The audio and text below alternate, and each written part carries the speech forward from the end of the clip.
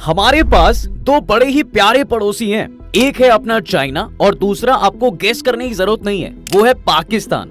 ये दोनों इंडिया के खिलाफ साजिश रचने में एक दूसरे की खूब मदद करते हैं। ऐसे में हमें भी इन दोनों पर ही पैनी नजर रखनी पड़ती है। और अभी हाल ही में चीन के जुहाई शहर में एक एयर शो हुआ। अब ये एयर शो वैसे तो हर साल होता है और हर देश में होता है, इंडिया में भी होता है, जिसका मकसद सिर्फ एक होता है, वो है कि अपने नए हथियारों की नुमाइश करना।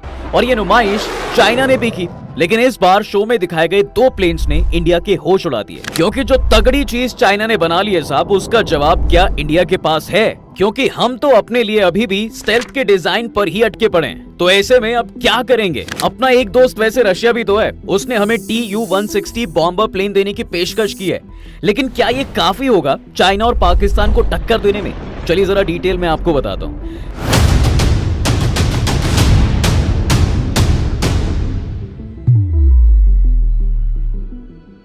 देखिए, चाइना में हुए इस एयर शो में चीन ने नए हथियारों और नई टेक्नोलॉजी से लैस जहाजों के अलावा एक अलग किस्म के AI और रिमोट से चलने वाले प्लेन का जलवा भी दिखाया है। कौन से ड्रोन और जहाज दिखाए हैं चीन ने, आगे बताएंगे, पर पहले इनकी खासियत जान लेते हैं।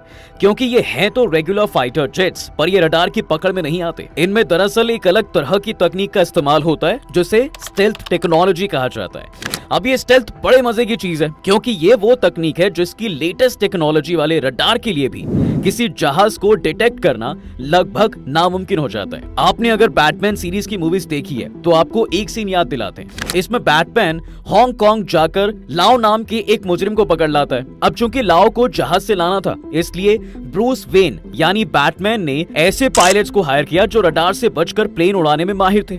अगर बैटमैन के पास ऐसे जहाज होते तो स्टेल्थ तकनीक से लैस होते तो पायलट हायर करने का खर्चा बच जाता। पर वो ब्रूस वेन था, इसलिए उसे पैसे की कमी नहीं थी।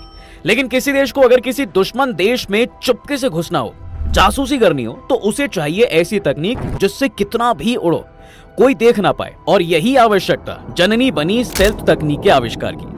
देखो, अभी तक की दुनिया में किसी जहाज को डिटेक्ट करने के लिए रडार का इस्तेमाल किया जाता है। रडार एक सिंपल कॉन्सेप्ट पर काम करता है। इस कॉन्सेप्ट को इंसानों से काफी पहले चमगादड़ इस्तेमाल कर रहे हैं। रडार दरअसल लगातार हवा में या पानी में रेस छोड़ता है, और अगर ये रेस किसी चीज से टकराती है तो रडार अपने ऑपरेटर को बताता है कि आगे क्या है, उसका शेप क्या है, वो चीज कितनी बड़ी है और किस तरह की चीज है। लेकिन स्टेल्थ तकनीक इस रडार के साथ कर देती है एक प्रैंक। अगर आपने गौर से देखा होगा तो ज्यादातर जहाज गोल टाइप के शेप में दिखते हैं, जबकि स्टेल्थ जहाजों में सरफेस एकदम फ्लैट होता है। साथ ही इसके कोने भी काफी तीखे या शार्प होते हैं। इन कोनों और सरफेस की वजह से ये जहाज आसानी से रडार की रेंज को उल्लू बनाकर दूसरे डायरेक्शन में भेज देते हैं। इसके अलावा स्टेल्थ तकनीक से लैस जहाज रडार की रेंज को सोख लेते हैं। इन जहाजों पर एक ऐसा मटेरियल इस्तेमाल किया जाता है जो रडार की रेंज को सोखने की काबिलियत रखता है। सोखने के बाद ये जहाज गर्मी के रूप में उन रेज को वापस निकाल देते हैं। लेकिन क्या आपको पता है कि ये स्टेल्थ वाला जुगाड़ निकला कहां से था? देखिए, 60 के दशक की बात है। फिजिक्स के एक सोवियत साइंटिस्ट प्योटर यूफिमसेव ने इलेक्ट्रोमैग्नेटिक रेज, मसलन रडार की रेज को डाइवर्ट करने वाले एक मॉडल पर काम करना शुरू किया। प्योटर दरअसल ये रिसर्च कर ही रहे थे कि 2D और 3D सरफेस पर अगर ये रेज पड़े तो ये किस तरह से फैलती है। उनका काम तत्कालीन USSR में पब्लिश भी हुआ, पर कभी उनके रिसर्च पर कोई प्रैक्टिकल काम नहीं किया गया। लेकिन कुछ वक्त बाद इस पेपर पर नजर पड़ी डिफेंस कॉन्ट्रैक्टर लॉकहीड की। लॉकहीड ने उनकी पूरी रिसर्च को इंग्लिश में ट्रांसलेट किया, और प्योटर की रिसर्च को आज मॉडर्न स्टेल्थ तकनीक का जनक माना जाता है। लॉकहीड ने प्योटर यूफिट्जमेव के काम का भरपूर इस्तेमाल किया, क्योंकि ये तो तय था कि एक स्पेशल शेप देने से प्लेन को रडार पर लोकेट करना मुश्किल हो जाता है। और इस तरह अस्तित्व में आई स्टेल्थ टेक्नोलॉजी जो वक्त के साथ और भी एडवांस होती गई। अब स्टेल्थ की बात काफी हो गई है साहब, तो अब वापस से आते हैं चाइना पर। देखिए, जुहाई एयर शो में चीन ने एक के बाद एक एडवांस प्लेन का जलवा दिखाया। चीन ने J-35A नाम के एक स्टेल्थ फाइटर को डिस्प्ले किया। ये एक 5वें जनरेशन का फाइटर है जिसे चीन ने हाल ही में बनाया है। J-35 के चाइना के एयरफोर्स में शामिल होते चीन दुनिया का दूसरा ऐसा देश बन जाएगा जो एक समय पर 2 5th जनरेशन फाइटर प्लेन्स को एक साथ ऑपरेट करेगा। अभी तक सिर्फ अमेरिका के नाम ये रिकॉर्ड है। अमेरिका फिलहाल F-22A और F-35 लाइटनिंग का इस्तेमाल कर रहा है। J-35 के अलावा चीन ने जो सबसे बड़ा तीर अपने तरकश से निकाला है वो है CH-7 ड्रोन। ये ड्रोन भी स्टेल्थ तकनीक से लैस है। इस ड्रोन की मदद से चीन अपने दुश्मन के एयर स्पेस में बिना डिटेक्ट हुए आसानी से घुसकर जासूसी, सर्विलांस और यहाँ तक कि हमले भी कर सकता है। हालांकि इस ड्रोन के बारे में ज्यादा जानकारी सामने नहीं आई है। एयर शो में बस इसका एक मॉडल डिस्प्ले किया गया है, पर इंटरनेट पर लीक कुछ तस्वीरें इस बात की तस्दीक करती हैं कि चीन का ये ड्रोन कुछ जगहों पर ऑपरेशनल है। हालांकि इन तस्वीरों की पुष्टि नहीं हो पाई है, पर दावे हैं कि ये चीन का ही ड्रोन CH-7 है। चाइना के बाद अपने गिरेबान में झांकने की बारी भी आती है। भाई, एक तरफ अपना पड़ोसी स्टेल्थ तकनीक डेवलप कर चुका है, पर हम अब भी ये तकनीक के डेवलपिंग स्टेज में हैं। भारत में बन रहे स्टेल्थ फाइटर जेट का नाम है एडवांस मीडियम कॉम्बैट एयरक्राफ्ट यानी AMCA। ये नाम दिया गया है। ये एक सिंगल सीटर 2 इंजन वाला जहाज। इस प्रोजेक्ट की फर्स्ट फ्लाइट 2028 तक होने की उम्मीद है। बात करें ड्रोन की तो भारत ने हाल ही में अमेरिका से प्रीडेटर ड्रोन की डील की है। भारत के पास खुद के भी ड्रोन हैं, पर स्टेल्थ तकनीक के मामले में भारत को अब भी कई सीढ़ियां चढ़ना बाकी है। चीन लगातार तकनीक के मामले में आगे बढ़ता जा रहा है, लेकिन इंडिया के पास अगर ये तकनीक अभी नहीं है तो क्या हुआ? अपने पास एक दोस्त तो है।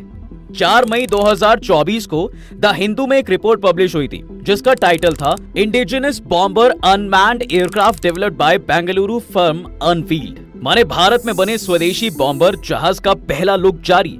पर इस बॉम्बर के पहले लुक जारी होने और पूरी तरह ऑपरेशनल होने में अभी काफी समय है। ऐसा इसलिए है क्योंकि एक जहाज को कई तरह से कई मौसमों और अलग अलग ऊंचाइयों पर टेस्ट किया जाता है। पर चाइना जिस तरह से अपनी टेक्निक डेवलप कर रहा है उस हिसाब से हम इंतजार तो नहीं कर सकते। लिहाजा भारत ने बॉम्बर जहाज खरीदने का मन बना लिया है। किससे? अपने पुराने डिफेंस पार्टनर रूस से। खबरें हैं साहब कि रूस ने भारत को Tu-160 और Tu-22M3 बॉम्बर एयरक्राफ्ट ऑफर किए हैं। Tu-160 को व्हाइट स्वान के नाम से जाना जाता है। लंबी दूरी तक मार करने में ये प्लेन अपनी काबिलियत कई जगहों पर साबित कर चुका है। दूसरा जहाज Tu-22M3 है। पहले इसे इंडियन नेवी के लिए खरीदा जाना था, पर कुछ वजह से ये डील बीच में अटक गई। ग्लोबल फायर पावर के मुताबिक भारत के पास फिलहाल 2296 एयरक्राफ्ट हैं। इसमें फाइटर से लेकर ट्रांसपोर्ट जहाज तक सब कुछ शामिल है। पर भारत की एयर फ्लीट को अगर देखें तो एक जहाज की कमी जरूर दिखती है, और वो है बॉम्बर एयरक्राफ्ट। वहीं भारत का पड़ोसी और प्यारा दोस्त चीन अपना ह्यूमन लेस बॉम्बर पेश करने वाला है। भारत के लिए क्यों ये चिंता की बात है वो भी जानेंगे, पर पहले जानते हैं कि आखिर ये बॉम्बर एयरक्राफ्ट क्या भला है साहब, जिसकी इतनी बातें हो रही हैं। वो देख लेते हैं जरा एक बार। देखिए, सन 1911 में फर्स्ट वर्ल्ड वॉर से पहले एक जंग हुई थी। इस जंग को इटालो टर्किश वॉर के नाम से जाना जाता है। इटली को चाहिए थे नॉर्थ अफ्रीका के देश जहां वो अपनी कॉलोनी बना सके। इसके लिए उन्हें तुर्की के प्रोविंस ट्रिपोलिताना और साइरेनाका, जो आज का लीबिया है, वहां कब्जा करना पड़ा, और इसी के साथ शुरू हुई ये जंग। राइट बंधुओं की बदौलत तब तक प्लेन चलन में आ चुके थे, इसलिए जहाज का इस्तेमाल भी इस जंग में हुआ। दिसंबर 1911 में एक इटालियन प्लेन निगरानी के लिए तुर्की के दल के ऊपर था।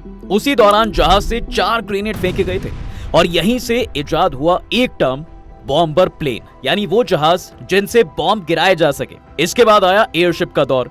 एयरशिप्स का इस्तेमाल बम गिराने के लिए किया जाने लगा, पर स्पीड कम होने से ये आसान टारगेट भी थे। इसके बाद इसकी जगह ले ली ऐसे प्लेन्स ने जिन्हें खास तौर पर बम गिराने के लिए बनाया जाता था। इस दौर में फ्रांस का एक प्लेन वर्जन एक बहुत ही पॉपुलर प्लेन था। फिर इसके बाद तो लैंकास्टर से लेकर जर्मनी के स्टकर प्लेन ने दूसरे वर्ल्ड वॉर में खूब सुर्खियां बटोरी। डाइव लगाकर टारगेट के ठीक ऊपर जाना, फिर बम गिराना। बम गिराने का ये तरीका खूब मशहूर भी हुआ। फिर आगे चलकर हिरोशिमा और नागासाकी तो सबको याद है। इसमें भी अमेरिका के उस वक्त के एडवांस बॉम्बर B-29 का इस्तेमाल हुआ था। माने बात हो अगर एयर पावर की, तो बॉम्बर जहाजों का दबदबा हमेशा से रहा है। बॉम्बर प्लेन मोटे मोटे तौर पर 2 तरह के होते हैं, स्ट्रैटेजिक और टैक्टिकल। स्ट्रैटेजिक बॉम्बिंग के लिए बड़े और भारी जहाज इस्तेमाल होते हैं जो काफी दूर तक जाकर बम गिराने में काबिल होते हैं। वहीं टैक्टिकल बॉम्बर का इस्तेमाल कम दूरी के मिशंस में किया जाता है। ये जहाज दुश्मन के इलाके में जाकर टारगेट पर बम गिराते हैं, जिससे जमीन पर लड़ने वाली आर्मी को मदद मिलती है। अब जिन देशों के पास बॉम्बर जहाज हैं साहब, उनकी एयर पावर का लोहा सभी मानते हैं। वजह है कि इन जहाजों की कैपेसिटी।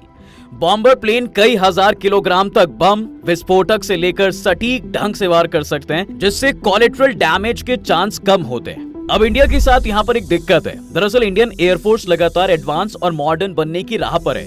लगातार नए नए एक्सपेरिमेंट्स भी हो रहे हैं। जो भारत की एयर पावर को नई ऊंचाइयां दे सके। पर इंडिया के पास अभी तक कोई भी बॉम्बर प्लेन नहीं है। वहीं प्यारे पड़ोसी चीन को अगर देखें तो उनके पास बॉम्बर प्लेन के कई बेड़े हैं जो काफी दूर तक दुश्मन पर वार करने की काबिलियत रखते हैं। इसका अंदाजा आप इस बात से लगा सकते हैं कि हाल ही में कनाडा और अमेरिका ने अलास्का के पास एक चीनी बॉम्बर को इंटरसेप्ट किया था। भारत अभी बॉम्बर जहाजों पर काम कर रहा है। साथ ही भारत ने अमेरिका से B-1 सीरीज के बॉम्बर जहाज खरीदने में दिलचस्पी भी दिखाई है। अब अगल वाले पड़ोसी के बाद बगल वाले पड़ोसी माने पाकिस्तान को देखें तो उसने 1965 में एक जुगाड़ अपनाया था।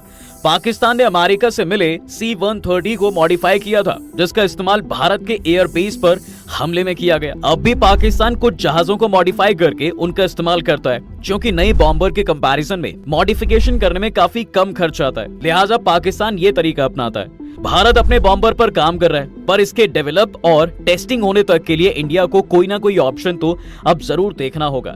और इसलिए कुछ मीडिया रिपोर्ट्स के मुताबिक Bharat American made B-1 bomber में दिलचस्पी दिखा रहा है। साथ ही भारत रशियन मेड टुपोलेव में भी इंटरेस्टेड है। अब एक सवाल मन में उठता है साहब कि भारत ने बॉम्बर जहाज पहले क्यों नहीं खरीदे? क्यों भारत ने फाइटर जेट्स या मल्टी रोल फाइटर जेट्स पर ज्यादा ध्यान दिया, बॉम्बर पर नहीं? इसकी दो वजहें। पहली है भारत की चुनौतियां, और दूसरी आप समझ जाओ कि इंसान चुनौतियों से ज्यादा किससे परेशान होता है। अब दूसरी वाली की बात पॉलिसी इशू की वजह से कर नहीं सकता मैं, तो चुनौतियों की ही बात कर लेते हैं। देखो, इंडिया ने अभी तक अपनी जंग सिर्फ दो ही देशों से लड़ी है, और वो है चाइना और पाकिस्तान। तालिबान या इस्लामिक स्टेट से जंग में भारत का रोल नहीं रहा। इंडिया ने हमेशा अपनी बॉर्डर पर जंग लड़ी है, इसलिए उसे कभी बॉम्बर की कोई खास ऐसी जरूरत महसूस नहीं हुई। इसके उलट अमेरिका, ब्रिटेन, रूस, चीन इन जैसे देशों ने दूसरे सब कॉन्टिनेंट्स में भी जंग लड़ी है। जैसे अमेरिका 2 दशक तक अफगानिस्तान में रहा, इसलिए भारत के उलट बॉम्बर जहाज उनकी रेगुलर फ्लीट का हिस्सा रहे हैं। पर अब जैसे जैसे भारत का कद और क्षमता बढ़ रही है, साहब वैसे वैसे चुनौतियां भी बढ़ रही हैं। इसलिए फिलहाल में भारत के लिए बॉम्बर जहाज की जरूरत महसूस हो रही है। अब ऊपर से जैसे जैसे चाइना खुद को डेवलप भी कर रहा है, तो दूसरे को डराना ना सही पर अपनी सेफ्टी के लिए ये जरूरी हो जाता है। अब बाकी आपकी इस वीडियो को लेकर क्या राय है मुझे कमेंट्स में जरूर बताना। वीडियो अगर आपको पसंद आई हो तो इसे लाइक और शेयर कर दो, और जाते जाते चैनल को सब्सक्राइब जरूर करते जाना।